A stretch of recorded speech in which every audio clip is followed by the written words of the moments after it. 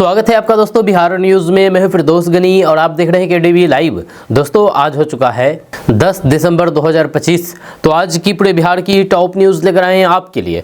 Video शुरू करने से पहले आपसे एक रिक्वेस्ट है कि अगर आप पहली बार इस चैनल पर आए हैं तो चैनल को सब्सक्राइब करके बेल आइकन को प्रेस कर दीजिए और साथ ही साथ वीडियो को लाइक कर दीजिए, अपने दोस्तों के साथ शेयर भी कीजिए। तो चलिए चलते हैं आज की खबरों की ओर। दोस्तों आज बिहार न्यूज़ की शुरुआत सबसे पहले करेंगे कि नए साल आने वाले हैं और नए साल में बिजली महंगी होने वाली है। जी हाँ, 2026 में बिजली महंगी हो जाएगी। बिहार के सभी वर्गों पर इसका असर पड़ेगा। आपको बता दूं कि नया साल 2026 बिहार के लोगों के लिए महंगा साबित हो सकता है। जब बिजली वितरण कंपनियों ने बिहार बिजली विनियामक आयोग को गैर सब्सिडी वाले बिजली दरों में बड़ी बढ़ोतरी का प्रस्ताव भेजा है। जहाँ अगर इसे मंजूरी मिल गई तो फिर हर घर, खेत और फिर फैक्ट्री की बिजली महंगी हो जाएगी। वहीं पर बिजली कंपनियों ने घरेलू उपभोक्ताओं पर सबसे ज्यादा बोझ डालने का प्रस्ताव दिया है। वर्तमान में घरेलू उपभोक्ता 7 रुपये 42 पैसे प्रति यूनिट देते हैं, जिसे बढ़ाकर के 7 रुपये 77 पैसे यूनिट करने का प्रस्ताव है, यानी कि प्रति यूनिट 35 पैसे की बढ़ोतरी। दोस्तों बिहार में सरकारी स्कूलों के बच्चे भी अब स्मार्ट बनेंगे। जी हाँ, दरअसल बात है कि बिहार के सरकारी स्कूलों में पढ़ने वाले बच्चे भी अब कंप्यूटर चलाएंगे। नई सरकार बनने के बाद शिक्षा विभाग इसकी तैयारी में जुट गया है। इसके अलावा सभी विद्यालयों में लैब सहित आधारभूत संरचना उपलब्ध कराने की तैयारी शुरू कर दी गई है। इसकी जानकारी बिहार के शिक्षा मंत्री सुनील कुमार ने संवाददाताओं से वार्ता के दौरान दी है। उन्होंने कहा है कि मुख्यमंत्री नीतीश कुमार के नेतृत्व में सरकार बनने के बाद शिक्षा में काफी सुधार हुआ है, जिससे स्कूलों में पढ़ने वाले छात्र छात्राओं की संख्या में काफी वृद्धि दर्ज की गई है। उन्होंने कहा है कि राज्य के सभी सरकारी विद्यालयों के शिक्षकों से लेकर के छात्र छात्राओं को भी डिजिटल प्लेटफॉर्म मुहैया कराया जाएगा। इसको लेकर के सभी विद्यालयों में लैब और फिर टैब मुहैया कराने का प्रस्ताव दिया जा रहा है। उन्होंने कहा है कि STI का रिजल्ट आने के बाद TR4 की नियुक्ति की प्रक्रिया शुरू की जाएगी। दोस्तों बिहार में ठंड का प्रचंड प्रहार लगातार जारी है, जब तापमान 7 डिग्री सेल्सियस तक पहुंचा। जब बिहार में ठंड का असर फिलहाल कम होने का नाम नहीं ले रहा है। मौसम विभाग के ताजा पूर्वानुमान के अनुसार अगले 2 दिनों तक बिहार में तापमान में किसी विशेष गिरावट या फिर बढ़ोतरी की संभावना नहीं है और मौसम की स्थिरता के चलते पारा लगभग समान स्तर पर बने रहने का पूर्वानुमान है। वहीं पर मौसम विभाग के अनुसार बिहार में सबसे कम न्यूनतम तापमान 7.6 डिग्री सेल्सियस भागलपुर के सबौर में दर्ज किया गया है। वहीं पर बिहार का न्यूनतम तापमान 7.6 से 14.1 डिग्री सेल्सियस के बीच रिकॉर्ड किया गया है। इसी वजह से लोगों को राहत और फिर सुबह के समय कड़ाके के ठंड का अनुभव हो रहा है। वहीं पर पूर्णिया में सबसे कम दृश्यता 400 मीटर दर्ज की गई है, जिससे सुबह के वक्त आवागमन में दिक्कतें सामने आई है।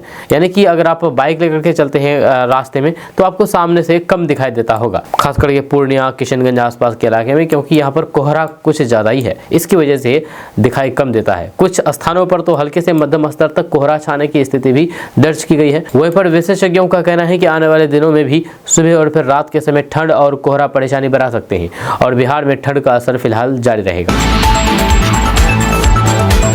दोस्तों लोकसभा में चुनाव सुधारों पर चर्चा करने के दौरान बीजेपी सांसद निशिकांत दुबे पूर्णिया सांसद पप्पू यादव पर भड़क गए। दरअसल SIR पर चर्चा करने के दौरान निशिकांत दुबे ने एक वाकया का जिक्र करते हुए कहा कि जब मुझे पार्टी ने बिहार के प्राणपुर का इंचार्ज बनाया था तब खबर मिली कि 70 साल एक आदमी तमीजुल कहता है कि वो वोटर लिस्ट में अपना नाम डलवाना चाहता है, जिस पर चुनाव आयोग ने पूछा है कि 18 साल जब वोटिंग का अधिकार हो गया है तो फिर आप 70 साल में से क्या कर रहे थे? 2020, 15, 10, 2005 में वोटर नहीं है तो फिर क्या आपको लगता है कि देश और फिर बिहार का चुनाव बांग्लादेशी वोटर से चुना होगा? इस दौरान जब निशिकांत दुबे ने आजमनगर के तमीजुल का जिक्र किया तो फिर पप्पू यादव ने कई प्रतिक्रिया दी, जिस पर निशिकांत भड़क गए। उन्होंने कहा, यानी कि निशिकांत ने कहा कि पप्पू यादव बैठो, आप बैठो, मैं नाम बता रहा हूँ। 70 साल का तमीजुल है तो फिर 70 साल में वोटर बनना चाहता था। इससे पहले भाजपा सांसद ने कहा कि इस बात की उन्हें खुशी है क्योंकि उनके माता पिता दिल्ली में रहते हैं और फिर इसलिए बिहार में वोट देने का उन्हें अधिकार नहीं है। SIR में उसका नाम कट गया। दोस्तों, बिहार की राजनीति का अजब गेम चल रहा है। सवाल उठ रहा है कि क्या मुख्यमंत्री नीतीश कुमार के पुत्र निशांत कुमार को राजनीति में आना चाहिए। वहीं पर नीतीश कुमार ने अभी तक अपने किसी भी परिजन को राजनीति में आने नहीं दिया है। नीतीश मॉडल पॉलिटिक्स की यही यूएसपी है। नीतीश कुमार राजनीति में वंशवाद के विरोधी हैं। अच्छा, उनका मानना है कि अगर कोई भी मुख्यमंत्री राजनीति में परिवारवाद को बढ़ावा देता है तो फिर निष्पक्ष और फिर जनहित में शासन नहीं कर सकता। वहीं पर नीतीश कुमार खुद को कर्पूरी ठाकुर का अनुयायी बताते हैं, उनके आदर्शों पर चलने का दावा करते हैं। कर्पूरी ठाकुर ने जीते जी अपने बेटों को राजनीति में नहीं आने दिया था। इसी तरह बिहार के प्रथम मुख्यमंत्री डॉक्टर श्रीकृष्ण सिंह भी जब तक जिंदा रहे अपने पुत्रों को राजनीति से दूर रखा। लेकिन पिछले कुछ साल से जदयू के नेता ये मांग कर रहे हैं कि नीतीश कुमार के पुत्र निशांत कुमार सक्रिय राजनीति में शामिल हों। वहीं पर निशांत कुमार अगर जदयू की राजनीति में आते हैं तो फिर इससे नीतीश कुमार की व्यक्तिगत छवि प्रभावित होगी।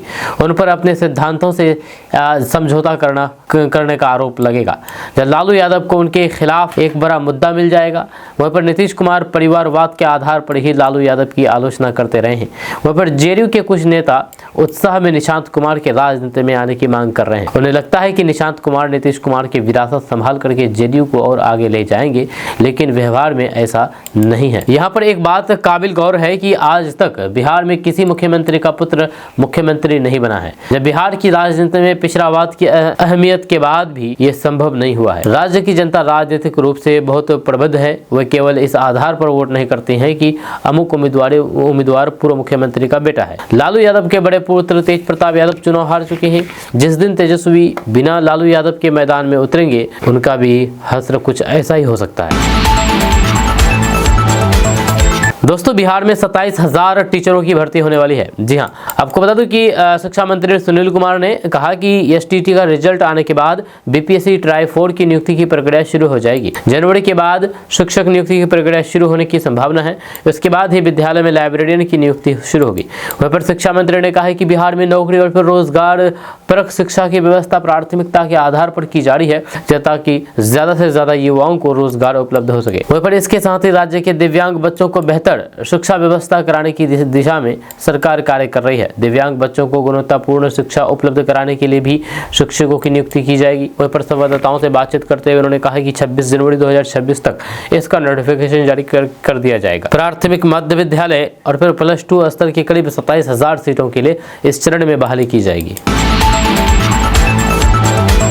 दोस्तों, पटना से उत्तर बिहार की दूरी अब कम हो जाएगी क्योंकि 6 लेन गंगा पर जल्द ही पुल बनकर के तैयार होगा। जब मुख्यमंत्री नीतीश कुमार ने कच्ची दरगाह बिदुपुर 6 लेन गंगा पुल का अप्रोच रोड सहित बचा काम जल्द पूरा करने का अधिकारियों को निर्देश दिया है। उन्होंने कहा है कि इस पुल परियोजना के पहले चरण के लोकार्पण के बाद पटना से राघोपुर तक की संपर्कता बहाल हो चुकी है। इस परियोजना के निर्माण कार्य का वे नियमित निरीक्षण करते रहे हैं और फिर इसे जल्द पूरा करने के लिए अधिकारियों को निर्देश देते रहे हैं। वहीं पर निरीक्षण के दौरान मुख्यमंत्री नीतीश कुमार ने कहा है कि कच्ची दरगाह बिदुपुर 6 लेन गंगा पुल परियोजना के पूरा होने से इस क्षेत्र के लोगों को राजधानी पटना से निर्बाध संपर्कता मिलेगी। इस क्षेत्र में कृषि उद्योग सहित अन्य व्यवसायों का और तेजी से विकास होगा। इमरजेंसी की स्थिति में इलाज के लिए पटना पहुंचने में मरीजों को भी काफी सुविधा होगी।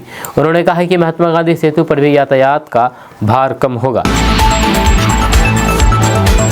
दोस्तों, लोकसभा में वंदे मातरम के 150 साल पूरे होने पर चर्चा हुई है, जिसमें यूपी की कैराना सीट से समाजवादी पार्टी की सांसद इकरा हसन ने अपनी बात रखी है। इस दौरान उन्होंने वंदे मातरम का अर्थ समझाते हुए सरकार पर हमला बोला और कहा कि आप हमें गीत के भाव का समझना जरूरी है। इकरा हसन ने वंदे मातरम को लेकर के मुस्लिमों को कटघरे में खड़ा करने पर भी सवाल उठाए हैं। उन्होंने कहा है कि हम भारतीय मुसलमान इंडियन बाय चॉइस है, बाय चांस नहीं। वंदे मातरम के किन छंदों का अपनाया जाए, ये फैसला नेताजी सुभाष चंद्र बोस और गुरु रविंद्रनाथ टैगोर के परामर्श से हुआ था। क्या अब हम उन महान नायकों की समझ पर सवाल उठाएंगे? सपा सांसद इकरा हसन ने कहा है कि उन महान हस्तियों में मातरम के उन छंदों को अपनाया जिन्होंने देश के सभी वर्गों को एक सूत्र में पिरोने का काम किया है। आज हमें इस गीत के भाव को समझना आवश्यक है। ये गीत देश के जल जंगल जमीन, हरियाली और फिर निर्मल हवा की वंदना को समर्पित है। ये भारत के जन जन की मंगल कामना करता है कि भारत का हर नागरिक स्वस्थ रहे, सुरक्षित रहे और सम्मान के साथ जी सके। वहाँ पर सुजलाम सुफलाम का अर्थ है ऐसा देश जहाँ पर पर्याप्त जल हो, जहाँ नदियाँ जिंदा हो, बहती हो और फिर जीवन देती हो। लेकिन अब यमुना का हाल देखिए। दिल्ली प्रदूषण समिति 2025 की रिपोर्ट बताती है कि यमुना के कई हिस्सों में बीओडी स्तर 127 mg के स्तर पर पहुंच चुका है, जबकि जीवित नदियों के लिए यह सिर्फ 3 mg प्रति लीटर होना चाहिए। वहीं पर यह सिर्फ नदी का संकट नहीं बल्कि किसान का संकट है। नमामि गंगे के नाम पर करोड़ों रुपए खर्च हो गए, लेकिन सच्चाई यह है कि आज किसान मजबूरी में गंगा और फिर यमुना के किनारे उसी जहरीले पानी में खेती कर रहा है। जब पानी जहर हो जाएगा तो फिर सुफलाम कैसे होगा। वहीं पर मलयज शीतलाम में मलयज का अर्थ है मलय पर्वत से बहने वाली ठंडी सुगंधित हवा जो जीवन देती है, बीमारी नहीं। क्या आज के भारत के हवा मलयज शीतलाम है? बस संसद के बाहर कदम रखिए, एक गहरी सांस लीजिए। ये हवा नहीं, ये जहर है जो आपके हमारे फेफड़े में उतर रहा है। हम वे देश के हैं जो देश प्रकृति की वंदना तो करती है, लेकिन उसकी प्रकृति की जंगल, हवा, पेड़ को बचाने के वाले कानून को खुद ही खत्म कर रही है। अगर हम हवा को साफ नहीं कर पाए तो फिर ना सुजलाम बचेगा ना सुफलाम बचेगा। शस्य श्यामलाम का अर्थ है कि जहाँ जमीन उपजाऊ, खेत फसल से भरे हो, किसान निराशा में ना हो। आज किसान सिर्फ मौसम नहीं बल्कि प्रदूषण सिस्टम की नदियों से मर रहा है। वहीं पर सपा सांसद एकरा हसन ने कहा कि आज वंदे मातरम को बुनियाद बना करके राजनीति की जा रही है, लेकिन जमीन पूंजीपतियों को सौंपी जा रही है, आदिवासियों को उनके घरों से हटाया जा रहा है। जब मातरम में सिर्फ मातृभूमि की वंदना नहीं बल्कि इस धरती की हर नारी, बेटी और फिर महिला के सम्मान की बात करता है। लेकिन आंकड़े आप देखेंगे तो फिर देश में हर साल महिलाओं पर अत्याचार बढ़ रहा है। भारत जिंदाबाद, हिंदू जिंदाबाद। संसद में असदुद्दीन ओवैसी ने ये नारे लगाए हैं। जी हाँ, जब वंदे मातरम के 150 साल पूरे होने पर संसद के शीतकालीन सत्र के 8वें दिन बहस हुई। लोकसभा में बहस की शुरुआत प्रधानमंत्री नरेंद्र मोदी ने की।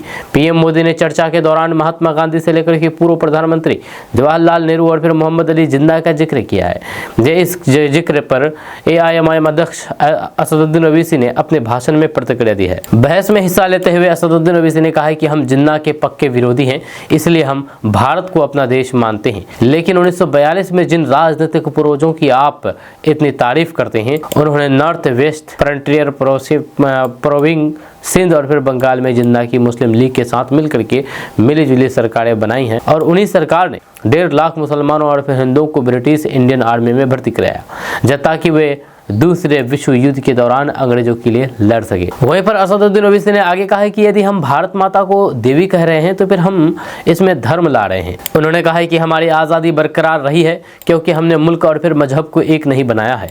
अगर हम वंदे मातरम को वफादारी की पहचान बना देते हैं तो फिर आप महान स्वतंत्रता सेनानियों का अपमान कर रहे हैं। उन्होंने कहा है कि वंदे मातरम को लेकर के सरकार जबरदस्ती ना करे क्योंकि ये संविधान के खिलाफ है और वफादारी का सर्टिफिकेट हर किसी से ना लिया जाए। हमारे मुल्क के संविधान की शुरुआत भारत माता से नहीं बल्कि हम भारत के लोग से होती है।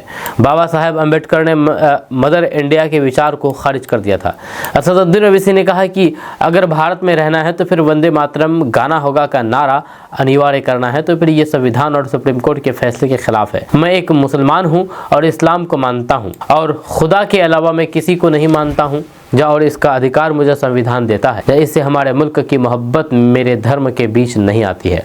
वहीं पर AIMIM चीफ असदुद्दीन ओवैसी ने कहा कि मेरे मजहब की बुनियादी तालीम तौहीद है। अल्लाह के सिवा हमारा कोई खुदा नहीं है। हम अपनी माँ और फिर कुरान की इबादत नहीं करते हैं। जब दस्तूर का पहला सफ़ा ही ख्याल, इजहार, अकीदा, दीन और फिर इबादत की पूरी आज़ादी देता है तो फिर किसी शहरी को किसी खुदा, देवी देवता की इबादत या फिर सजदा के लिए कैसे मजबूर किया जा सकता है। वहीं पर असदुद्दीन ओवैसी ने अपने भाषण में भारत, हिंदू, मुसलमान, सिख, ईसाई, आदिवासी, दलित जिंदाबाद के भी नारे लगाए, जिसके बाद उनके सहयोगी उनकी तारीफ करते भी सुनाई दिए। उन्होंने कहा कि वतन मेरा है और हम वतन को छोड़ करके नहीं जाएंगे। भारत एक चमन है जहां हर फूल को खिलना चाहिए। अगर माली ये कहेगा कि सिर्फ एक ही फूल खिलेगा तो फिर वह माली नहीं रहेगा, वह जल्लाद कहलाएगा। दोस्तों, नीतीश सरकार ने बिहार के युवाओं को अगले 5 साल में 1 करोड़ नौकरी और रोजगार देने की कवायद शुरू कर दी है। नीतीश कैबिनेट की बैठक में 3 नए विभाग बनाने के प्रस्ताव को मंजूरी मिल गई है। जी हाँ, जिसमें युवा रोजगार और कौशल विकास विभाग, उच्च शिक्षा विभाग और फिर सिविल विमानन विभाग शामिल है। वर्तमान में कार्यरत 45 विभागों के अलावा 3 नए विभागों का सृजन किया गया है। आपको बता दूं कि सरकार ने अगले 5 साल में 1 करोड़ यानी कि 2025 से 30 तक 1 करोड़ युवाओं को नौकरी और रोजगार देने का लक्ष्य निर्धारित किया है। इसके लिए युवाओं को कौशल विकास के लिए ट्रेनिंग, युवाओं को गुणवत्तापूर्ण उच्च एवं तकनीकी शिक्षा उपलब्ध कराने पर जोर रहेगा। 3 विभाग के खुलने से अब युवाओं को नौकरी और रोजगार दिलाने में काफी मदद मिलेगी। राज्य में उच्च शिक्षा विभाग के सृजन का उद्देश्य है कि उच्च शिक्षा में गुणात्मक सुधार हो, अनुसंधान और फिर नवाचार बढ़ेगा, बढ़ावा मिले, तकनीकी एवं व्यावसायिक शिक्षा का विकास और फिर रोजगार पालक शिक्षा मिले। दोस्तों, बिहार के कटिहार जिले के कुर्सेला प्रखंड क्षेत्र में इन दिनों सम्राट मॉडल बुलडोजर का कहर लगातार देखने को मिल रहा है। नेशनल हाईवे 31 और फिर स्टेट हाईवे 77 के किनारे अवैध रूप से किए गए अतिक्रमण पर प्रशासन ने कार्रवाई करते हुए सैकड़ों फुटकर और फिर अस्थायी दुकानों को बुलडोजर चला करके ध्वस्त कर दिया है। यह अतिक्रमण के खिलाफ की जा रही इस कार्रवाई को लेकर के कुर्सेला नगर पंचायत के कार्यपालक पदाधिकारी सह मजिस्ट्रेट ने अपना पक्ष स्पष्ट किया है। उन्होंने बताया है कि अतिक्रमण की वजह से आए दिन नेशनल हाईवे और फिर स्टेट हाईवे पर घंटों लंबा जाम लगता है, जिससे आम जनता को भारी परेशानी होती है। उन्होंने कहा कि अतिक्रमण मुक्त करने का मुख्य उद्देश्य जाम की समस्या को खत्म करना है और फिर इस तरह का अभियान लगातार जारी रहेगा। दोस्तों, पप्पू यादव ने बिहार में चल रहे अतिक्रमण विरोधी अभियान और फिर बुलडोजर एक्शन की कड़ी आलोचना की है। बेगूसराय में तोड़फोड़ की कार्रवाई के बाद एमपी ने उन प्रभावित परिवारों से मुलाकात की है जिनके घर और दुकानें तोड़ी गई है और उनकी हालात पर तीखा गुस्सा जताया है। पप्पू यादव का सवाल है कि क्या बिहार में गरीबों को रहने का हक नहीं है? एनडीए सरकार की अमानवीय कार्रवाई को उन्होंने गलत ठहराते हुए कहा कि बिहार में चंगेज खान जैसी सरकार चल रही है, बिना किसी नोटिस के गरीबों के घर कैसे तोड़े जा सकते हैं। उन्होंने कहा है कि ये मुद्दा पार्लियामेंट में उठाया है और मांग की है कि सरकार उन परिवारों के पुनर्वास के लिए जमीन दें जिन्होंने सर्दियों के बीच अपने घर खो दिए हैं। पप्पू यादव ने तोड़फोड़ अभियान की कानूनी वैधता पर सवाल उठाते हुए पूछा कि किसके आदेश पर बुलडोजर तैनात किए गए हैं और क्या बस्तियों को तोड़ने से पहले कोई कोर्ट का निर्देश या फिर नोटिस जारी किया गया था। उन्होंने कहा कि क्या बिहार में गरीबों को रहने का हक नहीं है? लोगों ने घर बनाने के लिए लोन लिया और फिर सरकार ने कुछ ही सेकंड में उन पर बुलडोजर चला दिया। अब बच्चे और फिर बूढ़े समेत परिवार खुले आसमान के नीचे ठंड में घूम रहे हैं। पप्पू यादव ने आरोप लगाया है कि नीतीश कुमार की एनडीए सरकार में बिहार में करीब 1500 घरों पर बुलडोजर चला दिया गया है। पप्पू यादव ने आगे कहा कि उन्होंने इस मामले में एक मंत्री से बात की है और इस बात पर जोर दिया है कि कोई भी बेदखली या फिर कार्रवाई करने से पहले पुनर्वास पक्का किया जाना चाहिए।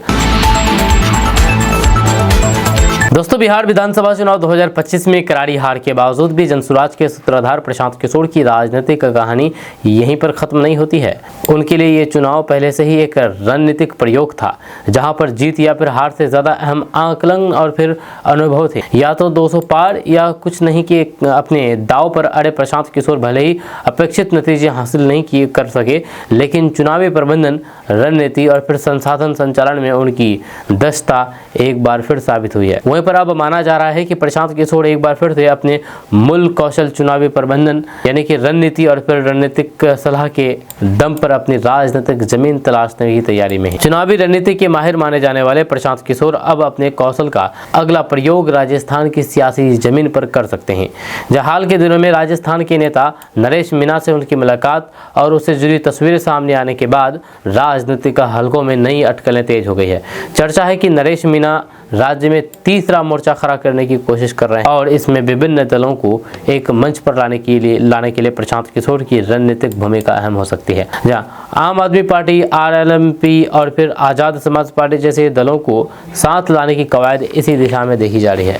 जहां पर चुनावी प्रबंधन और फिर राजनीतिक तालमेल बनाने की जिम्मेदारी प्रशांत किशोर के अनुभव पर टिक सकती है। हालांकि राजस्थान की सक्रियता के बावजूद भी प्रशांत किशोर का बिहार से जुड़ाव बना हुआ है। बिहार को बदलने का उनका सपना अब भी बरकरार है और वे बार बार ये दोहराते रहे हैं कि राज्य की राजनीति को जाति और धर्मों के दायरे में से बाहर निकालना बहुत जरूरी है। शिक्षा, रोजगार और फिर कृषि आधारित उद्योगों के जरिए बिहार की छिपी संभावनाओं को सामने लाने का उनका विजन अब भी जनसुराज की नींव में शामिल है। यही कारण है कि चुनावी नतीजों के बाद भी वे बिहार में संगठन को मजबूत करने में जुटे हैं, जबकि दूसरी ओर चुनावी प्रबंधन के जरिए नए राजनीतिक प्रयोग की राह भी तलाश रहे हैं।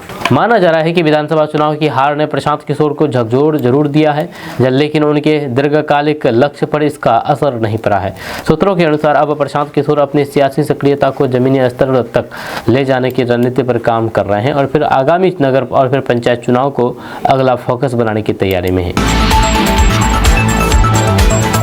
दोस्तों, सोशल मीडिया पर भोजपुरी सिंगर, एक्टर और राजद नेता खेसारी लाल यादव की कुछ AI जनरेटेड तस्वीरें वायरल हो रही है, जिसके साथ दावा किया जा रहा है कि उन्होंने एम्स बनाने के लिए 20 बीघा जमीन दान में दी है। KDB लाइव ने कुछ तस्वीरों की जांच की तो फिर पाया है कि ये वास्तविक तस्वीर नहीं है। कई AI डिटेक्शन टूल्स ने इसकी पुष्टि की है कि इन्हें आर्टिफिशियल इंटेलिजेंस की मदद से बनाया गया है। जब बिहार विधानसभा चुनाव 2025 में भोजपुरी सिंगर शत्रुघ्न यादव उर्फ खेसारी लाल यादव RJD के टिकट पर छपरा की सीट से मैदान में थे, जहां पर बीजेपी की छोटी कुमारी ने उन्हें 7,600 वोटों से हरा दिया था। वहीं पर सोशल मीडिया पर खेसारी लाल यादव द्वारा छपरा में एम्स के लिए 20 बीघा जमीन दान करने के दावे से कई तस्वीरें वायरल हो रही है। ज्यादातर तस्वीरों में वे कुछ डॉक्टरों और फिर अफसरों को कोई भी दस्तावेज सौंपते नजर आ रहे हैं। वहीं पर हमने 3 तस्वीरों की पड़ताल की और पाया है कि ये तीनों AI तकनीक की मदद से निर्मित की गई है। AI जनरेटेड यानी कि आर्टिफिशियल इंटेलिजेंस से। वायरल तस्वीरों की पड़ताल के लिए हमने सबसे पहले इस दावे से जुड़ी हुई खबरों की तलाश की, पर हमें ऐसी कोई भी विश्वसनीय रिपोर्ट नहीं मिली जिसमें बताया गया हो कि छपरा में अस्पताल निर्माण के लिए खेसारी ने 20 बीघा जमीन दान दिया है। उसके बाद हमने और भी कई सारे नियमों, तथ्यों के आधार पर पाया है कि ये सभी फेक चीज है। दोस्तों, बीजेपी सांसद संजय जायसवाल ने कहा कि ये देश बांग्लादेशियों और फिर रोहिंग्यों का हरगिज नहीं है और मतदाता सूची के विशेष गहन पुनरीक्षण यानी कि SIR के बाद इन्हें निकाल बाहर किया जाएगा। उन्होंने लोकसभा में चुनाव सुधारों पर चर्चा में भाग लेते हुए कहा कि बिहार SIR में 35 लाख लोग ऐसे मिले जिन्होंने फॉर्म 6 भरा ही नहीं। संजय जायसवाल ने कहा है कि हो सकता है कि वे बिहार से बाहर गए हों या फिर ये भी हो सकता है कि वे बांग्लादेशी रोहिंग्या हों जिन्होंने डर से इसे नहीं भरा है और यही चीज़ हमारे बिहार के साथियों को काफ़ी पीड़ा देता है। उन्हें डर है कि अगर बिहार में इतने हैं तो फिर बंगाल में कितने होंगे। इसी वोट पॉलिटिक्स के लिए वे चिंतित हैं। उन्होंने कहा है कि ये देश हिंदू, मुसलमान, सिख, ईसाई, जैन, बौद्ध सभी का है, लेकिन बांग्लादेशियों और रोहिंग्यों का हरगिज नहीं है। इसलिए हम SIR के बाद भी बांग्लादेशी और फिर रोहिंग्यों को बाहर निकालेंगे। उन्होंने नेता प्रतिपक्ष राहुल गांधी पर निशाना साधते हुए कहा कि वे पिछले 3 महीनों से वोट चोरी और फिर SIR की बात करते रहे हैं, जो कि केवल निर्वाचन आयोग का संवैधानिक अधिकार है। वहीं पर बीजेपी सांसद ने कहा है कि जिस मुद्दों पर बिहार विधानसभा चुनाव में विपक्ष को इतनी बड़ी हार मिली है, उसके बाद भी इस बात को वे समझने को तैयार नहीं है।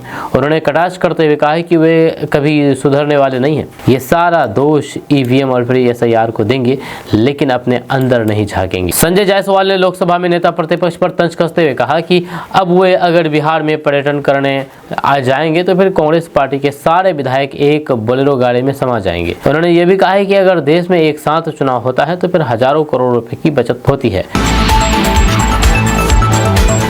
दोस्तों, जीतन राम मांझी ने बिहार में शराबबंदी पर बड़ा बयान दिया था, जब उनके बयान पर पलटवार करते हुए बिहार सरकार में ग्रामीण विकास मंत्री, विभाग के मंत्री और नालंदा विधानसभा से विधायक श्रवण कुमार ने पलटवार किया। दरअसल बात है कि केंद्रीय मंत्री जीतन राम मांझी ने हाल ही में कहा था कि शराबबंदी का लाभ शराब माफियाओं को हो रहा है और गरीब लोग जेल जा रहे हैं। इस पर मंत्री श्रवण कुमार ने कहा है कि सरकार लगातार ऐसे शराब और फिर बालू माफियाओं को चिन्हित कर रही है और फिर हमारे दोनों डिप्टी CM स्पष्ट कह चुके हैं कि माफिया टाइप लोगों पर सख्त कार्रवाई होगी।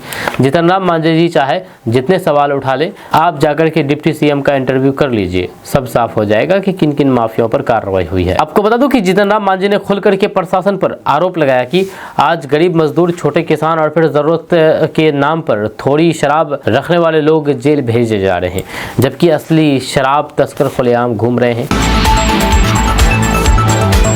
दोस्तों, मुख्यमंत्री महिला रोजगार योजना के तहत बिहार में महिलाओं को 10-10 हजार रुपए वितरित करने की प्रक्रिया तेजी से जारी है। ताज़ा आंकड़ों के अनुसार योजना में पूर्वी चंपारण जिले की महिलाएं सबसे आगे हैं, जहां पर अब तक 7,72,452 लाभुकों को राशि मिल चुकी है।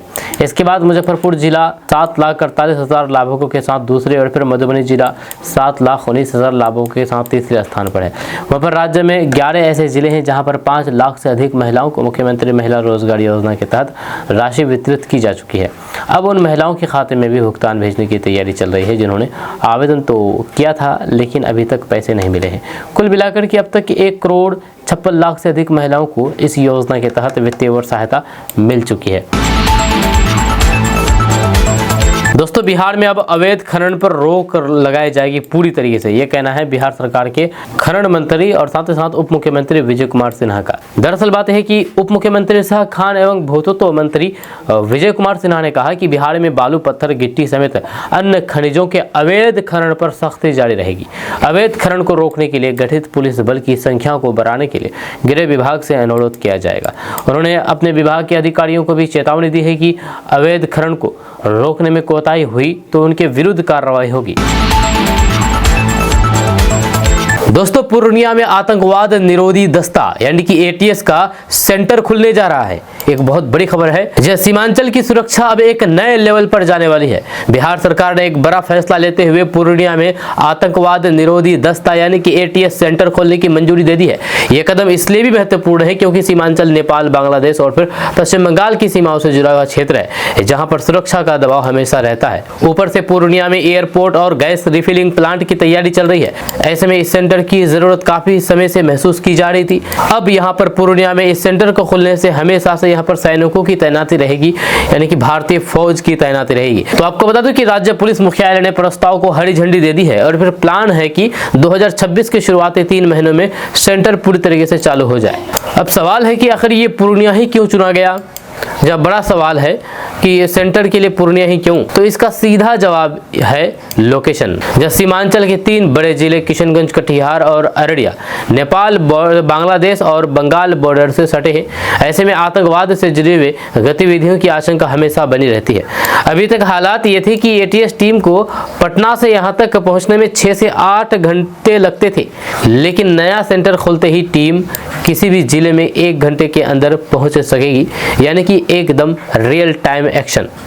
जब पूर्णिया एटीएस सेंटर में 40 स्पेशल ट्रेनिंग वाले जवान तैनात किए जाएंगे।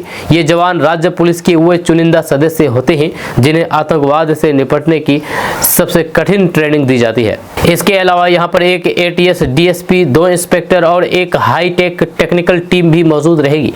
ये टीम सीधे रॉ और फिर आईबी जैसे राष्ट्रीय खुफिया एजेंसियों के साथ कोऑर्डिनेट करेगी, यानी कि आतंकवाद रोधी जानकारी, इंटेलिजेंस और ग्राउंड एक्शन सब कुछ यहीं से एक क्लिक पर किया जाएगा, देखा जाएगा।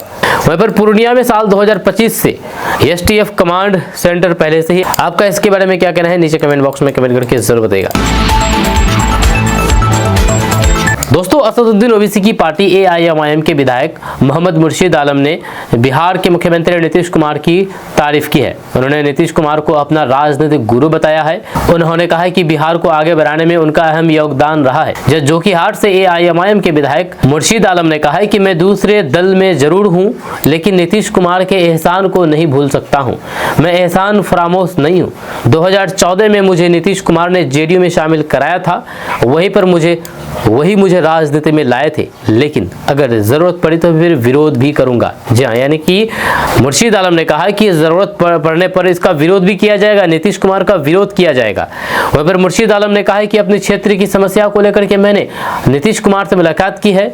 जब मुर्शीद आलम ने अपने नए आवास की समस्या को लेकर के नाराजगी भी जताई है। उन्होंने मुख्यमंत्री नीतीश कुमार के सामने 2 मांगे रखी है। एक जोकीहाट में 2 नए महाविद्यालय और दूसरा जोकीहाट में एक अतिरिक्त ब्लॉक ब्लॉक यानी कि अंचल की स्वीकृति की मांग की है।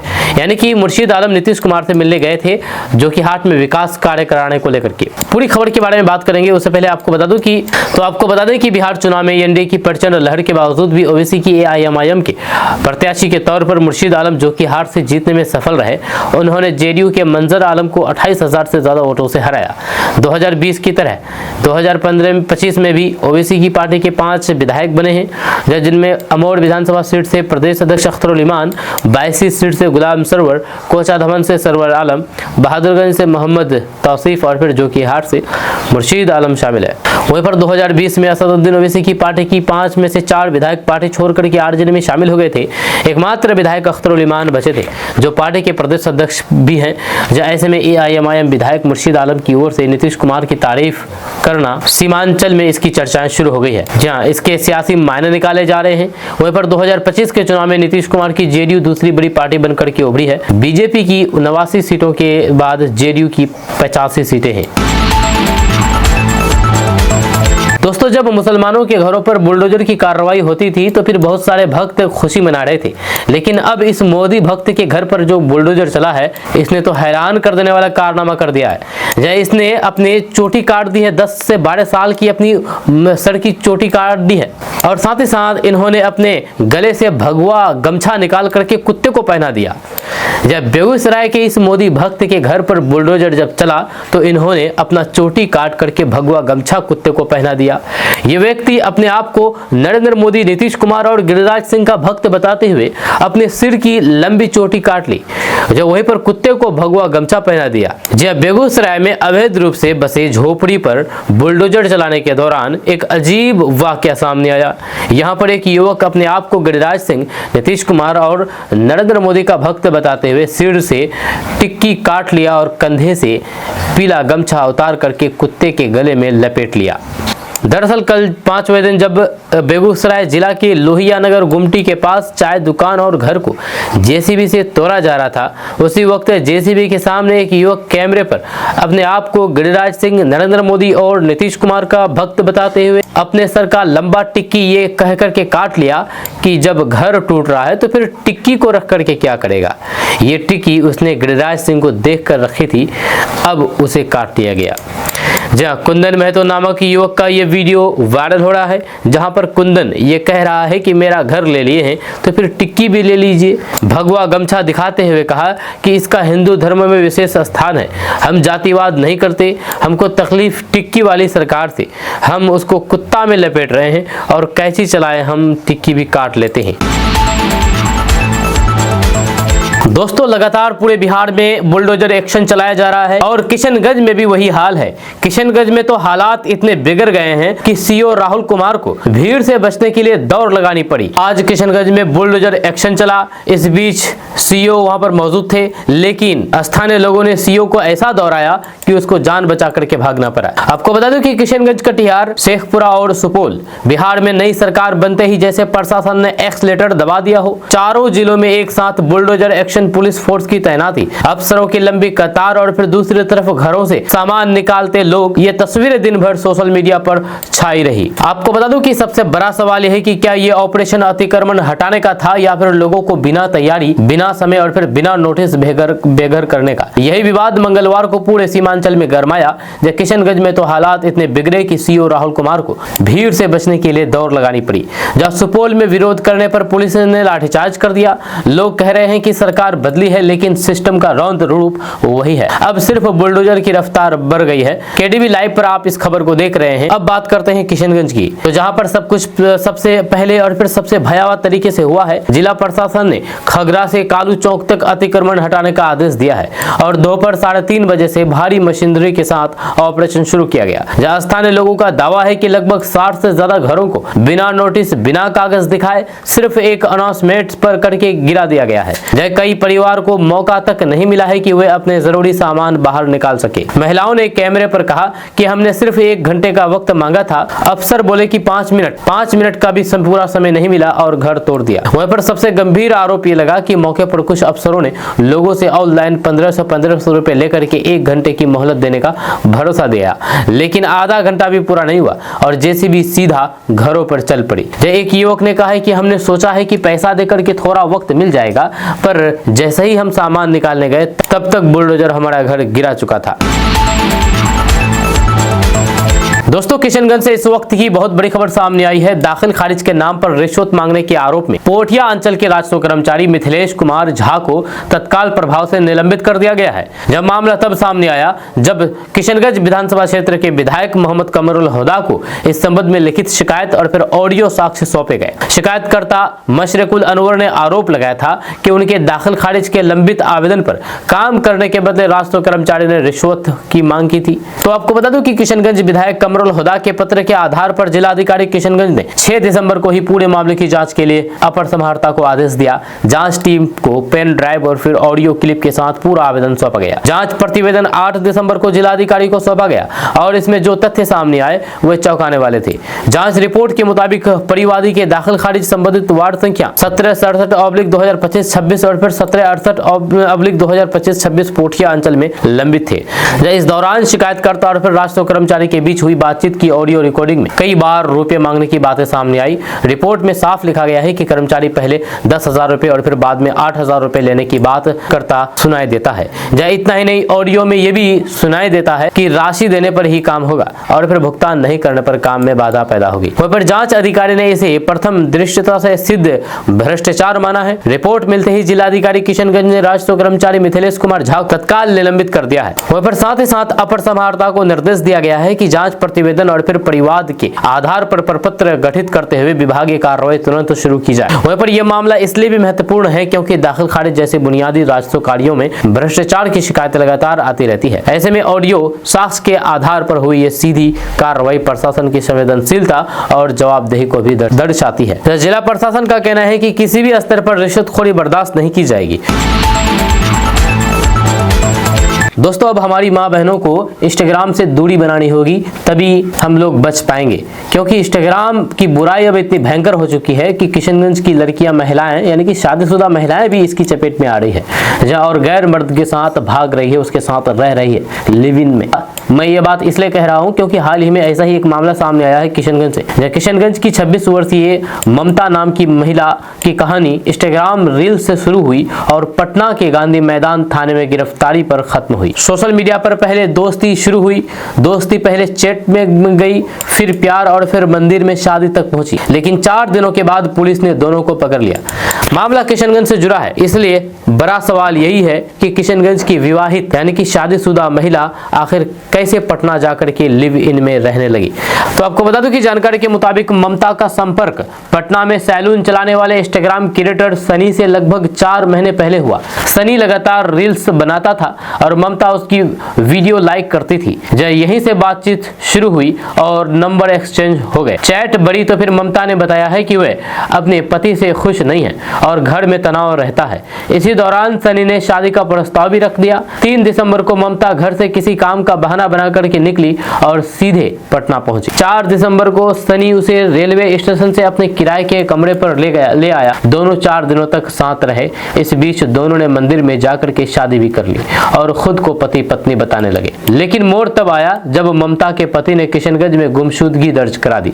शिकायत मिलते ही परिवार वाले पटना पहुंचे और इंस्टाग्राम पर सनी की गतिविधियों पर नजर रखने लगे। एक वीडियो में पीछे पटना लिखा बोर्ड दिखा और लोकेशन स्पष्ट हो गई। जब सनी से लोकेशन पूछी गई तो वे कभी छपरा तो कभी वैशाली बता करके बचता रहा। ममता के मामा ने चाल चल करके कहा कि वो कोर्ट मैरिज करवाने को तैयार है, बस एक बार मिलने आ जाएं। दोनों गांधी मैदान पहुंचे जहां पुलिस पहले से वहां पर मौजूद थी और यहीं दोनों को पकड़ लिया गया। दोस्तों, किशनगंज में अवैध पैथोलॉजी और नर्सिंग होम के खिलाफ प्रशासन ने बड़ी कार्रवाई शुरू कर दी है। यह किशनगंज डीएम विशाल राज के निर्देश पर मंगलवार को शहर के चूरीपट्टी इलाके में स्वास्थ्य विभाग की टीम ने ताबड़तोड़ छापेमारी की। इस अभियान में आधा दर्जन से अधिक पैथोलॉजी और फिर नर्सिंग होम सेंटरों की जांच की गई। जांच के दौरान पैथोलॉजी की आड़ में चल रहे एक अवैध नर्सिंग होम का खुलासा हुआ, जिसकी स्थिति देख करके अधिकारी भी हैरान रह गए। जब स्वास्थ्य संबंधित मानकों और फिर लाइसेंसिंग नियमों की धज्जियां उड़ाते हुए कई सेंटर महीनों से चल रहे थे, जगह पर जिला प्रशासन की इस कार्रवाई से अवैध रूप से चल रहे पैथोलॉजी और फिर नर्सिंग होम में हरकत मच गया है। जब अधिकारियों ने बताया है कि जिले में यानी कि किशनगंज जिले में बड़ी संख्या में बिना रजिस्ट्रेशन और फिर बिना मेडिकल प्रोटोकॉल की जांच और इलाज का काम खुलेआम किया जा रहा था। वहीं पर किशनगंज एडीएमओ आदित्य कुमार ने बताया है कि छापेमारी में एक अवैध नर्सिंग होम और फिर 7 पैथोलॉजी सेंटरों को सील कर दिया गया है। उन्होंने कहा है कि सभी संचालकों के खिलाफ नियमानुसार कड़ी कार्रवाई की जाएगी। Kamalpur pathology, Kochadhaman path lab, A+ diagnostic सहित अन्य कई जांच केंद्रों को भी सील किया गया है। वहीं पर छापेमारी के दौरान पाया गया है कि कई जगह बिना योग्य टेक्नीशियन के खून की जांच की जा रही थी, जब कई जगह मशीनें मानकों के विरुद्ध थी और किसी भी तरीके का सरकारी रजिस्ट्रेशन उपलब्ध नहीं था। वहीं पर अधिकारियों के अनुसार लगातार शिकायतें मिल रही थी कि शहर में अवैध पैथोलॉजी और फिर नर्सिंग होम बिना लाइसेंस के चल रहे हैं। कई सारे मरीज गलत रिपोर्ट के कारण परेशान हो रहे थे। इसी को देखते हुए डीएम विशाल राज ने सघन जांच अभियान चलाने का आदेश दिया। वहीं पर आगामी दिनों में शहर और फिर जिले के अन्य इलाकों में भी ऐसे ही कार्रवाई की जारी रहेगी। प्रशासन ने साफ कर दिया है कि बिना अनुमति और फिर बिना प्रशिक्षित स्टाफ के मेडिकल जांच और फिर उपचार का काम बिल्कुल भी बर्दाश्त नहीं किया जाएगा। औषधि निरीक्षक राजकुमार रंजन भी इस कार्रवाई में मौजूद रहे और फिर सभी सेंटर पर दस्तावेजों की गहन जांच की गई। कुल मिलाकर के किशनगंज प्रशासन के इस कार्रवाई ने किशनगंज शहर के अवैध मेडिकल कारोबारियों के में खौफ पैदा कर दिया है और आगामी दिनों में ऐसे सेंटरों पर और भी कड़े कदम उठाए जाने की संभावना है। आपका इसके बारे में क्या कहना है, नीचे कमेंट बॉक्स में कमेंट करके जरूर बताइएगा। मिलते हैं नेक्स्ट वीडियो के साथ। जय हिंद, जय भारत।